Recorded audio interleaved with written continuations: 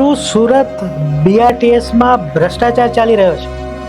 હાલમાં એક સમાચાર મળ્યા અનુસાર સુરતમાં જે બીઆરટીએસ પ્રોજેક્ટ ચાલી રહ્યો છે એમાં વગર ટિકિટે ઢગલો મુસાફરો બસમાં બેસીને મુસાફરી કરી રહ્યા છે.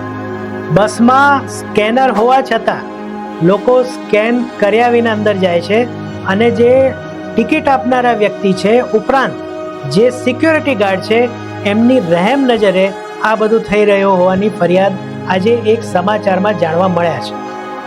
અમદાવાદની બીઆરટીએસ જેણે એક ઉદાહરણ પ્રસ્તુત કર્યું હતું અને ત્યારબાદ ઘણા બધા રાજ્યોએ તેને ફોલો કર્યું હતું. એની સાથે સાથે સુરત અને રાજકોટમાં પણ આ પ્રકારે બીઆરટીએસની સુવિધા શરૂ કરવામાં આવી હતી. પરંતુ હવે જ્યારે આ રીતના જ્યારે ચેક કરવામાં આવ્યું કે ઘણા મુસાફરો વગર ટિકિટે આ બીઆરટીએસની સફર કરી રહ્યા છે તો એવામાં પ્રશ્ન એ ઉઠે છે કે આ પ્રકારે જો લોકો મુસાફરી કરતા હોય સુરત બીઆરટીએસમાં તો સુરત મ્યુનિસિપલ કોર્પોરેશનને કેટલું બધું નુકસાન જતું હશે.